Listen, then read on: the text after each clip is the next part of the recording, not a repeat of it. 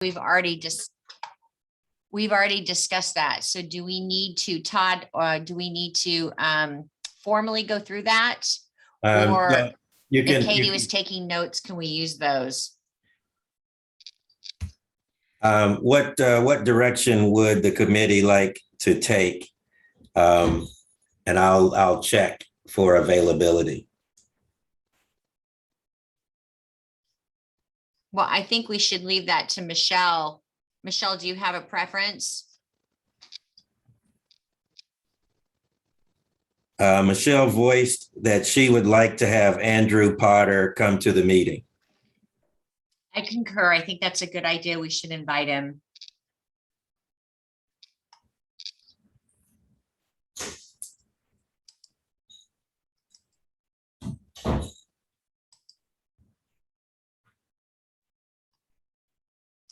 Is Michelle still with us? She's not. Looks like she fell off. Oh, she's back. Okay. We'll wait till she connects to her audio.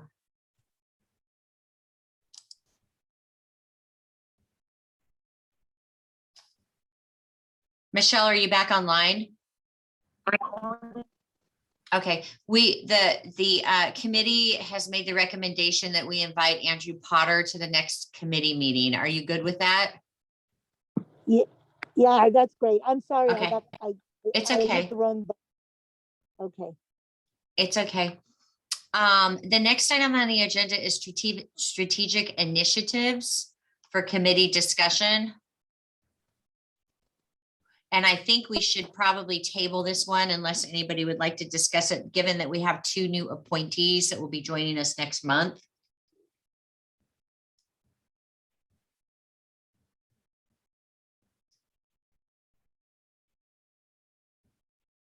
Okay, having no objection. The next item on the agenda is an update on Assembly Bill 695, Elder and Dependent Adults by Michelle.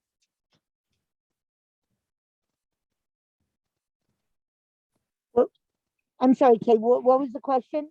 It was an update on Assembly Bill AB 695. Oh, 695. So the session actually is ending today. So I don't know, unless someone wants to quickly look up on leginfo.ca.gov. I don't know whether it got through yet. They were going through like 1,000 bills this week. So we can put it off next time and I'll know for sure. Or if someone wants to look it up and see if it's already out of the floor, but there's only 2 possibilities. Either it makes it through the Senate, in which case it'll go in the governor's governor's desk, or it didn't make it to a floor vote by 11:59 tonight. Okay, let me look it up real quick.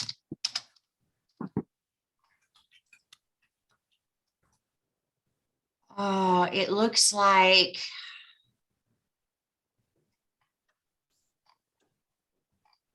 it was in the Senate, that I know. it doesn't look like it's been passed yet. Okay, so just keep it up for next meeting. Okay, we'll put it on next month's. The next item on the agenda is the Great Plates program. And I think, Michelle, you were the one that had requested that as well. I did. So, bottom line, ended the Great Plates program, honestly, with no notice. And it is a great program. And I'm grateful that it was around. I think that the fact that we're still in a pandemic and you're still telling people not to go out except for things that you have to, especially seniors, that it might be, some explanation. Because when I spoke with Nora Vargas, who was my supervisor, she was not aware that they had ended. It wasn't anything that was specifically brought up to the Board of Supervisors. And so I think that it was a very important and good program. And the fact that it just suddenly came to an end I literally found out that day. that it was ended. Yeah, I didn't know it was So either. So just being able to, I mean, that's money that was mostly coming from the federal government and the state. And it would be helpful to have an actual, commentary. Can it be continued? Can it be partially continued? What did they do about finding out how seniors are surviving when it was just suddenly taken away, when I'm still in the same condition of having challenges to try to get food. I mean, I'm not going to starve. Somebody's going to come get me stuff. But I'm just saying that it's difficult. That's all. And to see if you have a pen. Thank you so much. Okay. Yeah, I wasn't aware that it ended as well. And I know that we had discussed at some point that we were going to take on food insecurity as one of our strategic initiatives. So maybe we should table this one also to see what, if anything, that the county does as far as its reinstitution or supplementation of other food programs. There is an announcement that the Great Plates delivered, sent an end of, or not sent, but it's posted an end of program notice. Okay. And they did have other nutrition programs that would continue on, and that was the San Diego Food Bank, Feeding San Diego, Meals on Wheels, Aging and Independence Services, Jewish Family Service, and 211 for referrals. So it sounds like we went back to our regular community providers being fully operational. Right. Which is actually better because there's more of them providing services. So those, a lot of those that I wouldn't necessarily qualify for. A lot of those were income-based very differently than Great Plates. That's number one. Number two, it might have been nice if they had provided that information when they were taking the other away. Nothing was given to me with a list of phone numbers, names of organizations, or anything like that. So I think they need to go back to all those people they had on it and make sure they have that information. So posting it is nice. Again, someone has to have a computer. It means they have to know where to look. You had all of these people depending on food on a daily basis. And all you have to do is contact them. I mean, they should have sent something out. They definitely should have made phone calls. I don't think it was done responsibly, I guess is what I'm saying. And I'd like them to be accountable to that. Mm-hmm. So they haven't called those people and said, oh, you want a different program? What do you need? Let me help you find something. It's like easy to just say, oh, you go contact these people. Go find phone numbers. Go find out what the requirements are. And when you have people that don't call back and, a million other things, it's like the county just dumped it on people and made no effort to check in. So is there an action item that you want us to place on next month's agenda for this? Yeah, I guess an account, it doesn't have to be next month, but if we're doing the other thing, if we're getting the clerk's office, or it can be, but I guess it would be an accounting of the Great Plates program, having the county, say why, like, what are they doing about reaching out? Again, maybe this needs to be brought up to the Board of Supervisors because I've seen no action since that happened. I've not gotten any kind of phone call or notice. So what are they going to do about all of those people that were, and some of them that are still continuing to be, not have another alternative? Like, have they made phone calls? Have they tried to find out who is still in a dire need? I mean, you've got all this contact information and they're not doing anything to check what do people need. And I think that should have been part of what they did when you disband the program. Plus, I understand, having heard from Lorena Gonzalez, that there is still state money. Now, whether that means that there's not a communication or that, it's not enough or whatever, because I know this board of supervisors would supplement that money. That's the first thing Nora said to me. Let me try and find out where it is. And again, that was never reported to the board of supervisors to say, if we have another this much money, we can continue the program. Right. Because I know supplemented.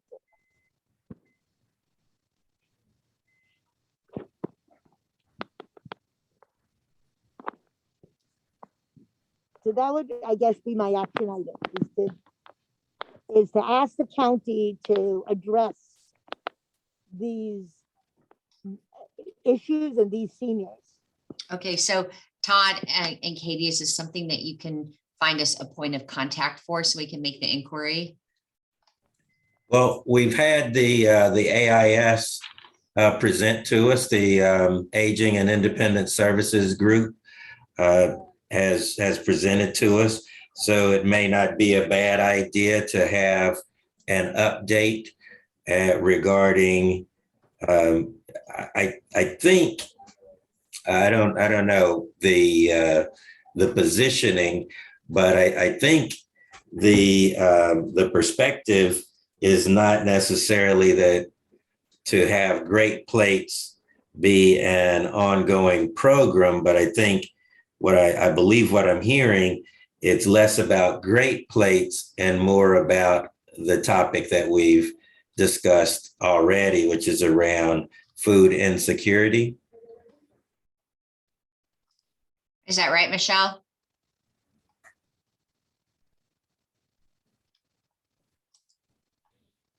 You hear me? Okay. Can you hear me? Yes. Yes. Okay. I mean, I guess That was my understanding. Yeah, I can kind of live with that, but I'm not 100% sure that again, I don't care what it's called, but that a similar program of that income bracket, of that, limitation, like people that don't have transportation or don't have a way to get back and forth and getting food, and with COVID still raging, that might not be able to be supplemented. I mean, I'm okay with trying to find another alternative, but it's what are they doing to actually ask all of these people, where they are or what they need? Okay. I'll reach out to our contacts and see if if they're available for the October call. October call. Okay, that would be great. Thank you. The next item on the agenda is a committee communication process. We talked a little bit about that last month as to what's expected by whom. And I don't know that we had any resolution on that. I think I had fallen off the call at some point and rejoined. But basically we left it where who would be responsible for calling the sight impaired individuals on the committee and reading them the materials that the rest of the group is seeing via email.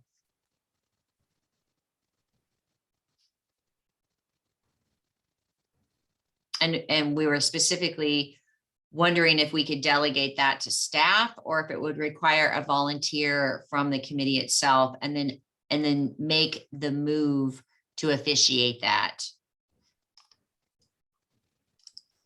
So I'm interested to hear the committee's thoughts. I personally think that the staff should do it. I I think that's a lot of responsibility to put on the committee, given that we all have full-time jobs. But I'm interested to hear what the rest of the group has to say.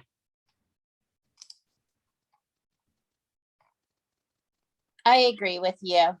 I don't think it's right to put it on the committee, especially because I think the staff are there long-term, where the committee has, they term out.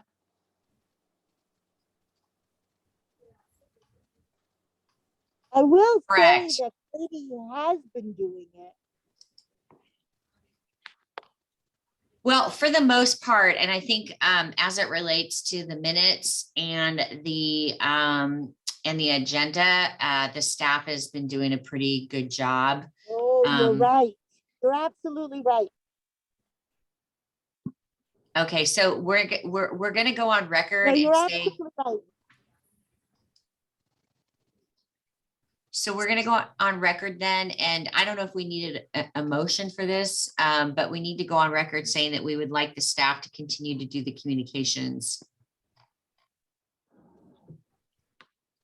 But Kay, you're absolutely right. And I would agree, and I would go on record saying that. Kay, can you hear me? I can. I just was, you reminded me, I forgot that what the issue came up with was Todd sending things that were not read. And I agree 100%. It should be staff, and if that information is being shared, obviously it should be shared so that everybody is starting at the same level of information and knowledge. Katie has absolutely been awesome at making sure I get on the meetings and doing the minutes and doing the agenda. And so, yes, I don't know how they want to work it out, but I do think that should come from county staff. Okay, great. So I think the discrepancy came from Todd asking me to share information with the committee and me forwarding it to the committee and not calling you. And here's the deal. That happens. Those emails come 5 or more times a week. And I just am not going to be able to commit the time to call you every time I receive an email and forward one. So what we're going to have to do is maybe we have an agreement that whoever generates the email is responsible for the communication, or staff is solely responsible for the communication. Because what's going to happen, I'm going to get so overwhelmed in facilitating the communication, which I am already, to be honest. It's not going to be productive. So we have to think of a more efficient, consistent way to make sure that everybody is receiving the same communication. And I wish I could do it, but I don't want to make the commitment to do it because I'm not certain that I can. Right, and I don't think it should be on the burden of volunteers. And I do think that if Todd or anyone feels that it's maybe something that is pertinent and they've been asked to share it, that it should be shared with everyone. It doesn't have to go through just The committee chair. Well, Todd, can I ask you a question? Why do, and maybe it's a county policy I'm not aware of, but when I receive an email that says this may be something that the committee might be interested in, why isn't Katie just forwarding it to the entire committee? Why is it being sent to me and it's my responsibility to communicate it with the committee? Is there some type of rule that prevents you from communicating with them directly? I'm not aware of any rules. It typically would be, there have been times where I've asked, is this something that you think the committee would that this would be good for the committee to either know about or look at. And then we discuss and we decide, no, we'll put this, this isn't that important or what have you. I am really good at sending information over and sharing information, and you know that, okay? So if we deem that everything that I come across and think that the committee, or ask if the committee would be, if this would be of interest to the committee, if we're going to communicate directly to everyone, I have concern of Brown Act, because then we are handling business outside of the committee meetings. So I can speak to that. That is absolutely the normal way that all city council people receive a ton of information, as long as everybody is receiving it.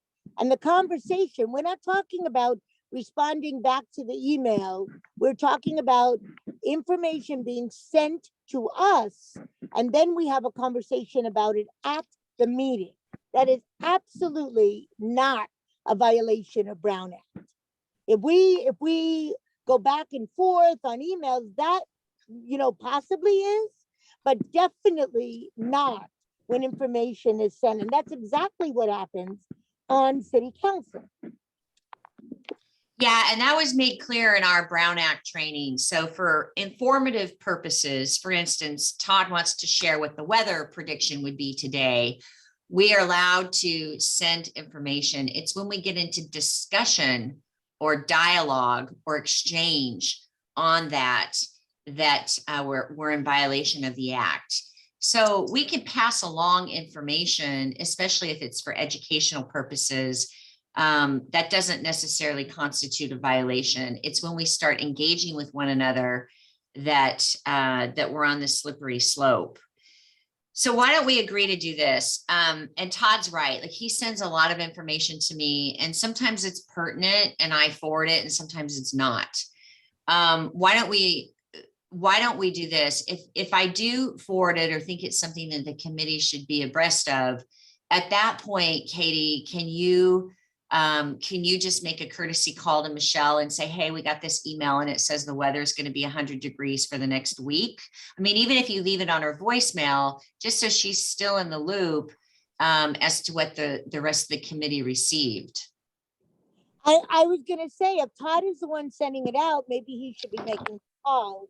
And I was also going to say, if he was sending it to you and asking you to share it, then whatever his concerns about the Brown Act, it's the same thing.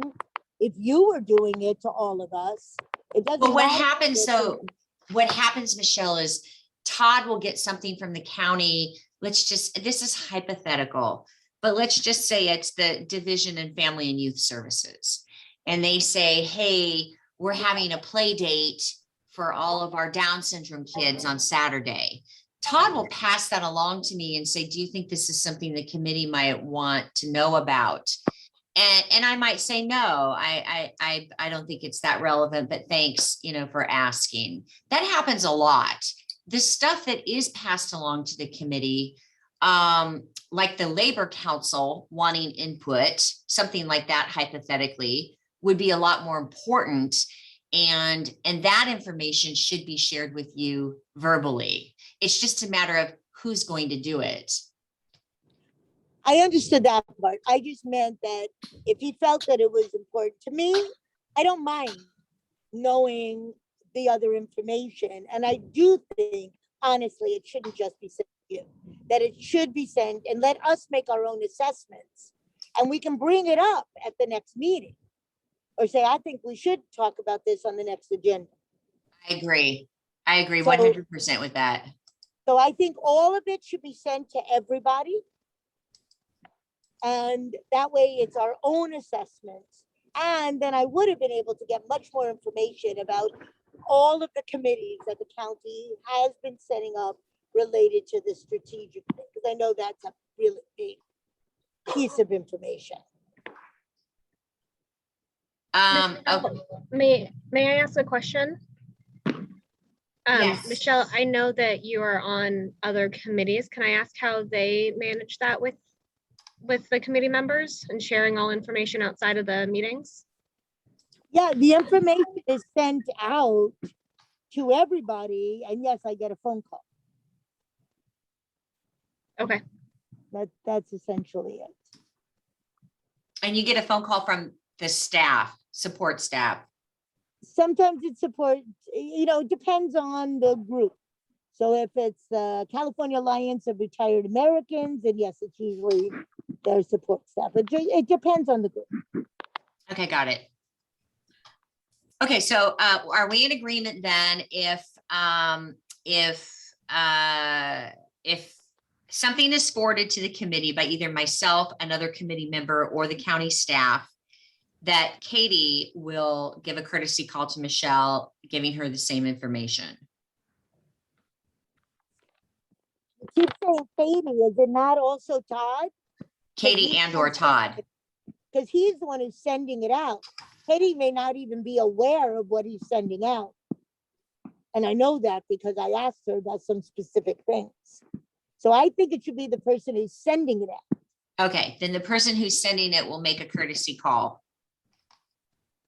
Are we all good with that? Do we need a motion for that, Katie? Todd?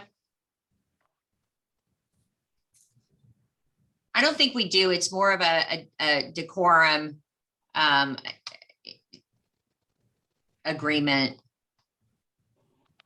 Well, because we're talking about one type of accommodation for a member, there might be other members that need other accommodations as we bring on the full 11 members. So I think we'll have to make sure that any of the members that need accommodations will get them. Okay, I agree. I was wondering about our hearing impaired. I'm sure that there are special services available through Zoom that will help with that, but maybe what we need to do is wait until our new committee members come on and then finalize this. So we'll add this to next month's agenda as well. But then we'll keep it as what was agreed for. Correct. So for the next month, that will be the expectation. And just so you know, Zoom does have captioning, open Okay, captioning. good. You to pick it. The next item on the committee, on the agenda is the committee membership and administration. That was the update I was going to do about attending the Board of Supervisors meeting. As you probably have heard, the last two meetings have been quite lengthy, and specifically was going to address Nora Vargas, who has filled both of her spots. So that's no longer a need of the committee. Let's see, did we get Joel Anderson's and then Tara Lawson-Remer? I am working on Joel. I sent an email yesterday to his East County liaison, who then sent it to one of his staff members who's responsible for the appointments. And I'm sure it was just an oversight, and the appointment will be official within the next couple weeks. And then Tara, I'm not sure how to even approach her, but we can talk about that next month also. Did, because I get them mixed up as to which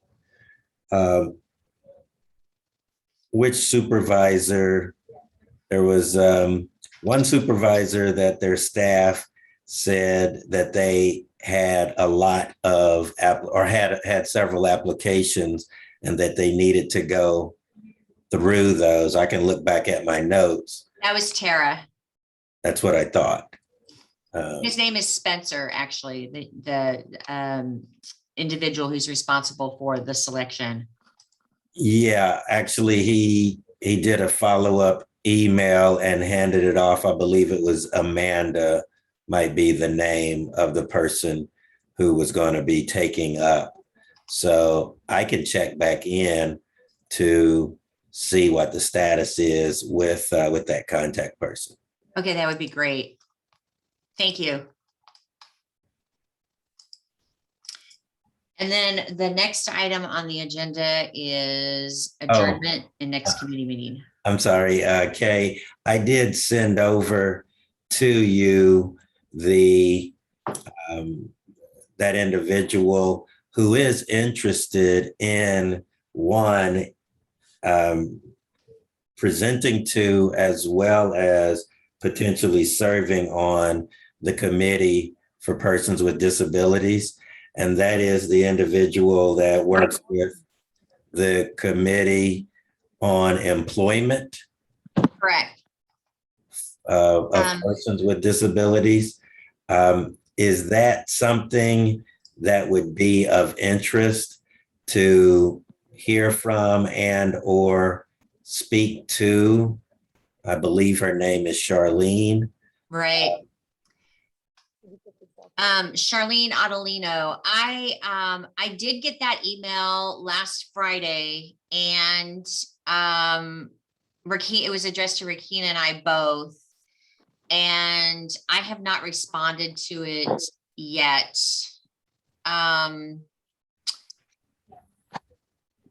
But it looks like she wants to attend one of our meetings so she can talk about Jocktoberfest, the largest job fair in the county of San Diego. However, her event is going to back up right to our next meeting. I am pretty sure. Let me look at the date on here. So Rakina, do we want to reach back out to her? I mean, we can certainly give her a spot at the next meeting so she can talk about the services they provide. Yes, I just was wondering, like, is it going to be useful for her? Because as you said, it's so close to the next meeting, but, and I'm assuming she has jobs that are accessible for people with disabilities, or that they're willing to make some level of accommodations. I'm assuming she wants to come to our meeting. Yeah, and I feel a little awkward because their website has a picture of my new boss, like right on the front page. So I don't want to be the one that has to call her and tell her no.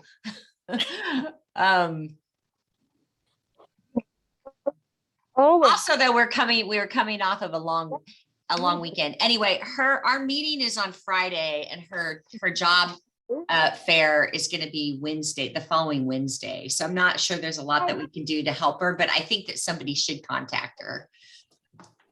I don't think she was actually interested. I don't think she was seeking assistance for Jobtoberfest. Okay.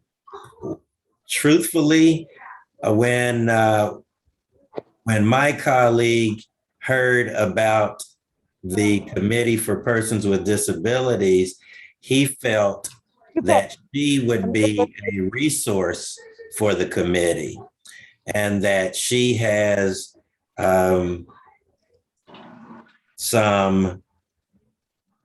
I guess I'll just say, human resources, as well as potentially some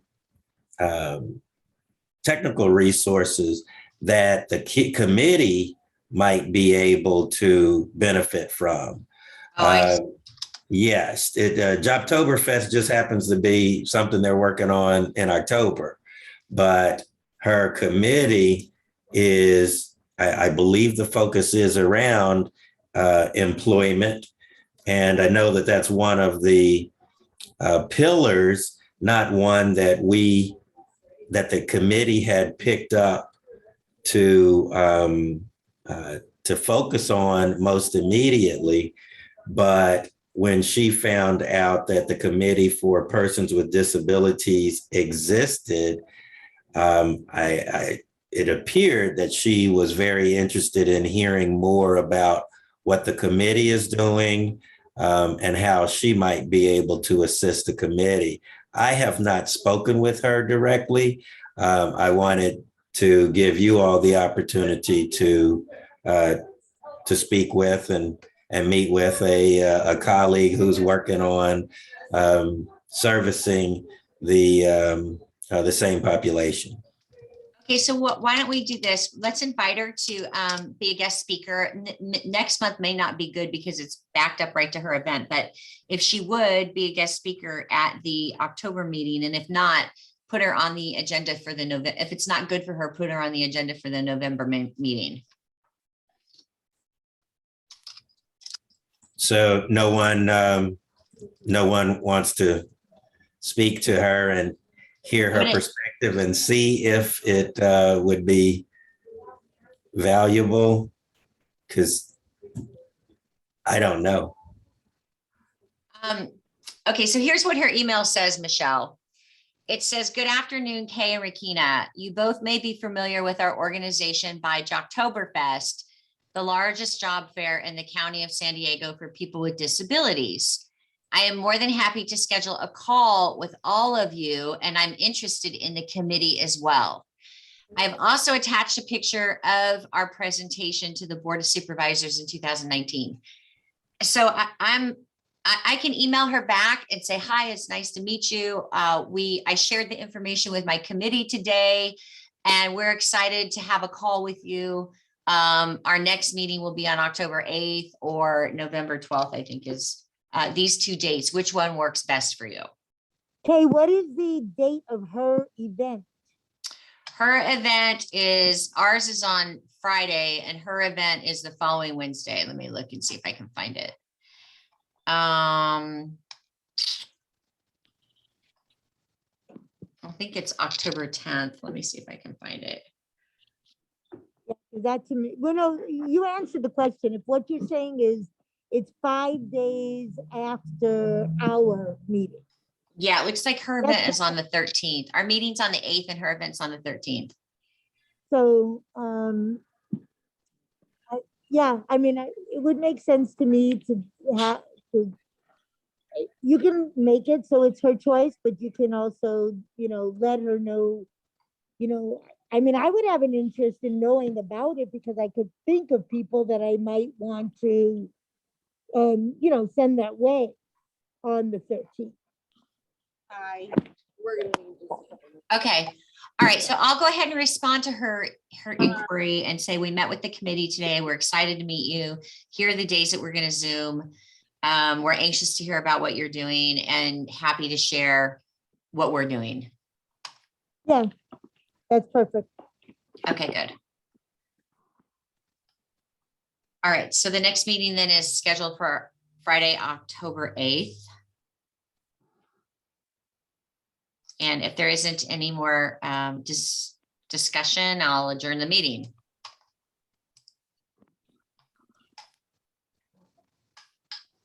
Thank you. All right. Have a wonderful weekend, everybody. You Take too. care. Thank you. Bye-bye. Don't forget to vote.